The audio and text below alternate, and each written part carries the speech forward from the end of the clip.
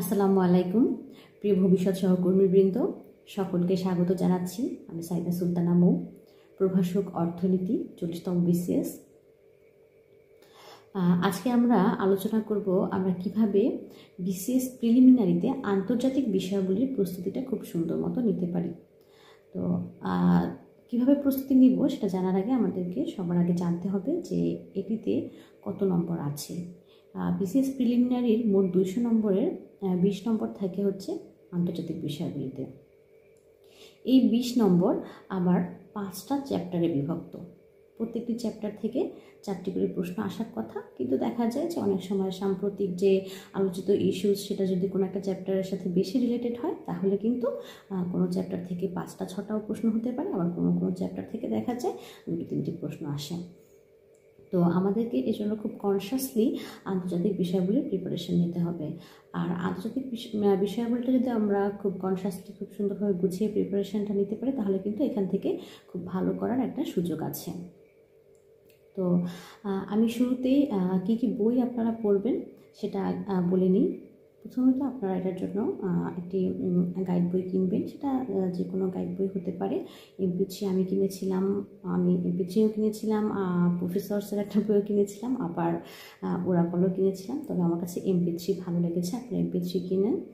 আর সাথে ডাইজেস্ট আর job solution তো থাকবেই সবার ক্ষেত্রে, তবে জব সলিউশনের ক্ষেত্রে কিন্তু এখানে খুব কনসিয়াসলি পড়তে হবে, কারণ এখানে কিন্তু দেখা যায় যেহেতু সাম্প্রতিক বিষয়গুলো একটু বেশি ফোকাসড হয়, সেজন্য কিন্তু যে ধরুন বিগত বছরের যে প্রশ্নগুলো এসেছে এগুলো বিগত হয়ে গেছে, খুব একেবারে সুদূর সাম্প্রতিক সেগুলো কিন্তু আসবে না। রিসেন্ট বা ধরেন 2-3 বছর আগের ঘটনা অনেক সময় চলে আসে, তবে যে বছর পরীক্ষা হবে সেই বছরের আলোচিত বিষয়গুলো বেশি আসে। তো এই বইগুলো রাখবেন।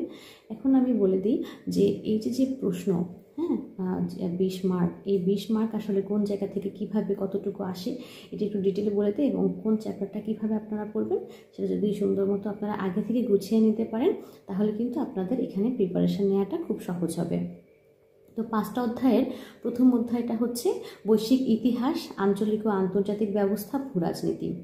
এই অধ্যায়টা কিন্তু আপনাদের মূলত যে ভৌগোলিক যে অবস্থানগুলো, কোন দেশটি কোথায় অবস্থিত, তাদের প্রাচীন যে ইতিহাস, তাদের বিভিন্ন সাহিত্যকর্ম, শিল্পকর্ম, মানে এখানে তাদের উৎপত্তি, বিবর্তন, বিভাগ, বিভিন্ন উপজাতি, এরপরে হচ্ছে আপনার অবস্থান, মানে বিভিন্ন ইতিহাস রিলেটেড একেবারে শুরু থেকে ভৌগোলিক ইতিহাস সংক্রান্ত যে কোনো বিষয়, এগুলো একেবারে মানে প্রত্যেকটা মহাদেশ, মহাসাগর ভাগ করে একেবারে আপনার জলস্থল, আকাশপথ সব কিছু ডিটেইলে এখানে পড়ে ফেলতে হবে। তো এরপরে এই অধ্যায়টাকে আবার কয়েকটা ভাগে ভাগ করা যায়। তো শুরুতে যেটা আছে বৈশ্বিক ইতিহাস, মানে একেবারে একটি দেশের শুরু থেকে শেষ পর্যন্ত তাদের ইতিহাস, বিভিন্ন উপজাতি, ভাষা, সংস্কৃতি, এগুলোর কিন্তু সব কিছু এখানে চলে আসবে। এরপরে যে সেকেন্ড পার্টটা আছে সেখানে আছে হচ্ছে আঞ্চলিক ও আন্তর্জাতিক ব্যবস্থা। এটা হচ্ছে যে ওই দেশটা কোন ধরনের ব্যবস্থা ফলো করে, বিভিন্ন ধরনের মতবাদ আছে এখানে, তারপরে হচ্ছে যেমন উদারতা, বাস্তববাদ, এই ব্যাপারগুলো কিন্তু এটার মধ্যে চলে আসে। এরপরে এটার মধ্যে আসে হচ্ছে ভূ রাজনীতি। এই অধ্যায়ের এই টপিকটা কিন্তু খুব বেশি ইম্পর্টেন্ট। ভূ রাজনীতি থেকে প্রতি বছর দেখা যায় 1-2টা প্রশ্ন আসে, কারণ এই ভূ রাজনীতিকে কেন্দ্র করে বিভিন্ন তত্ত্ব, বিভিন্ন প্রবক্তা, বিভিন্ন হচ্ছে ভূ রাজনৈতিক কৌশল, ভূ রাজনৈতিক প্রতিষ্ঠান, ভূ রাজনৈতিক গুরুত্বপূর্ণ স্থান, বন্দর, জলসীমা, বিশ্বের বিবদমান স্থান, এগুলো কিন্তু খুবই ইম্পর্ট্যান্ট। কারণ আমাদের দেখা যায় প্রতিটা বিশ্বই, মানে প্রত্যেকটা দেশ কিন্তু এক একটা দেশের সাথে বিভিন্নভাবে নির্ভরশীল। তো এই নির্ভরশীলতার কারণেই কিন্তু আসলে ভূ রাজনীতির বিষয়টা চলে আসে। কেউ সামরিক দিক থেকে শক্তিশালী, কেউ অর্থনৈতিক দিক থেকে, কেউ রাজনৈতিক দিক থেকে। তো এই ব্যাপারগুলো এবং অবস্থানগত কারণে কেউ কেউ অনেক বেশি পজিটিভিটি পায়। তো এইসব বিষয়গুলো কিন্তু এখানে চলে আসে। এরপরে এই চ্যাপ্টারটা হচ্ছে আপনাদের একেবারে প্রত্যেকটা মহাদেশ, মহাসাগর, একেবারে সব কিছু ডিটেল ধরে ধরে পড়তে হবে। তো এখানে আপনারা এখানে কিন্তু বিগত বছরের প্রশ্ন থেকে ভালো প্রশ্ন কমন পড়ে, কারণ আরেকটা বিগত বছরের প্রশ্ন আর এই যে সাম্প্রতিক চলমান ধরুন উইঘুর সম্প্রদায় নিয়ে কিন্তু সব সময় একটা বিবাদ চলতে থাকে, সেটা চলে আসলো, বা ধরুন বর্তমানে যে ভারত, চীন এদের সাথেও কিন্তু সবসময় সমস্যা লেগে থাকে, বা ওই মধ্যপ্রাচ্য, তারপরে মধ্যপ্রাচ্যের সাথে যে পশ্চিমা দেশসমূহ, এদের সাথে দেখা যায় বিভিন্ন অঞ্চল, সীমা, এগুলো নিয়ে কিন্তু বিবাদ সবসময় লেগেই থাকে। তো এইসব ব্যাপারগুলো নিয়ে কিন্তু পড়তে হবে। এরপরে দ্বিতীয় অধ্যায় আছে হচ্ছে আন্তর্জাতিক নিরাপত্তা ও আন্তঃরাষ্ট্রীয় সম্পর্ক। আন্তর্জাতিক নিরাপত্তা, আন্তর্জাতিক সম্পর্ক থেকেও কিন্তু প্রত্যেক বছরই প্রশ্ন আসে। হ্যাঁ, এই অধ্যায়টাও কিন্তু আবার দুইটা ভাগে বিভক্ত, একটা হচ্ছে আন্তর্জাতিক নিরাপত্তা আর একটা হচ্ছে আন্তঃরাষ্ট্রীয় ক্ষমতা ও সম্পর্ক। তো আন্তর্জাতিক নিরাপত্তা যেটা, এখানে কিন্তু ধরুন বিভিন্ন ধরনের গোয়েন্দা সংস্থা আছে, বিভিন্ন আলোচিত অস্ত্র, বিভিন্ন শক্তিধর দেশের কর্মকাণ্ড আছে, আলোচিত যুদ্ধ, আন্দোলন, বিপ্লব, বিভিন্ন অভিযান, আন্তর্জাতিক চুক্তি, তারপরে হচ্ছে বিশ্ব শান্তি প্রতিষ্ঠার উদ্যোগ প্রভৃতি শিরোনাম থেকে প্রশ্ন আসে। এগুলো তো চলতেই থাকে। যেমন ধরেন রাশিয়া ইউক্রেন যুদ্ধ চলছে, এখানে কিন্তু বিভিন্ন ধরনের অস্ত্র, নতুন নতুন ধরনের অস্ত্র প্রস্তুত হচ্ছে, সেগুলো ব্যবহার করা হচ্ছে, কোন দেশ সাপ্লাই দিচ্ছে, এই ধরনের ডিটেল এখান থেকে আসে।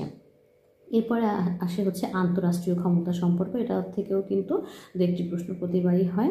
তো এখানে দেখা যায় যে আন্তঃরাষ্ট্রীয় সম্পর্ক, যোগাযোগ, আন্তর্জাতিক কূটনৈতিক সম্পর্ক, কূটনৈতিক পরিকল্পনা, ক্ষমতায়ন, বিভিন্ন ডক্ট্রিন বা থিওরি, এইগুলো কিন্তু এই বিষয়টিতে চলে আসে। যেমন হচ্ছে ওই কোরিয়া, উত্তর দক্ষিণ কোরিয়ার যে সমস্যা, তারপর বাফার স্টেট আসে, দ্বারকা যুদ্ধ, তারপরে বিভিন্ন সম্প্রদায়ের যে ইহুদিদের নিয়ে, বা ফিলিস্তিন ইহুদিদের যে সমস্যা, এসব ব্যাপারগুলো নিয়ে কিন্তু এখানে প্রশ্ন আসে। তো এগুলো পড়ে ফেলতে হবে। এরপরে তৃতীয় অধ্যায় আছে পরিবেশগত ইস্যু ও কূটনীতি। এটা কিন্তু মানে সবগুলো চ্যাপ্টারের মধ্যে সহজ চ্যাপ্টার, আবার প্রশ্নও আসে। তো এখান থেকে যে পরিবেশগত যে ইস্যু, কিয়োটো প্রোটোকল, তারপরে হচ্ছে আপনার COP20, এগুলো থেকে এটা কিন্তু খুব সাম্প্রতিক প্রশ্নগুলো বেশি আসে।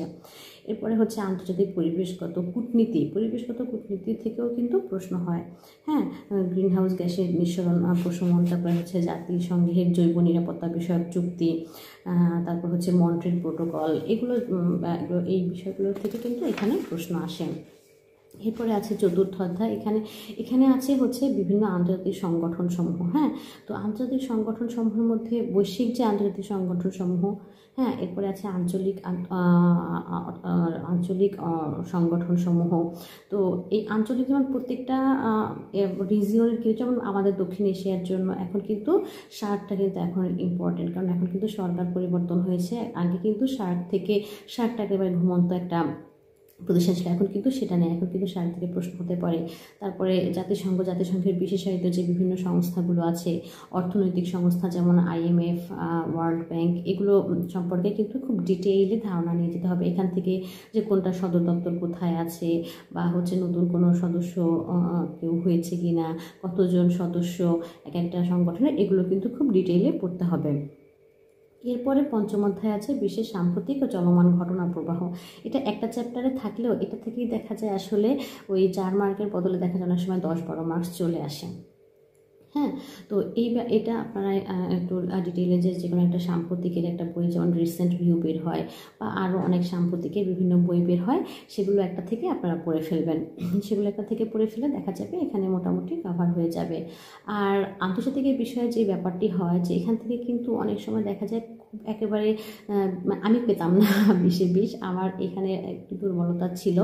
তো আমি দেখা যেত ওই 12, 13, 14 এরকম পেয়েছি। তো আপনারা যারা একটু ভালো নাম্বার এখানে ক্যারি করতে চান, এটাকেও কিন্তু গুরুত্ব দিয়ে পড়তে হবে, চ্যাপ্টার ধরে ধরে পড়বেন। আর এখানে জব সলিউশন যখন সলভ করবেন, তখন কিন্তু যে বেসিক যে প্রশ্নগুলো, যে বিভিন্ন সংগঠনের যে ইতিহাস, বা বিভিন্ন ওই ভূরাজনৈতিক ইতিহাস, ভৌগোলিক যে ইতিহাস, সেগুলো তো সেম, সেগুলো তো কোনো চেঞ্জ নেই। কিন্তু সাম্প্রতিক যে বিষয়গুলি, সেগুলো কিন্তু আপনাদেরকে একটু বুঝে বুঝে পড়তে হবে, যে কোনটা আসার মতো, কোনটা আসার মতো না।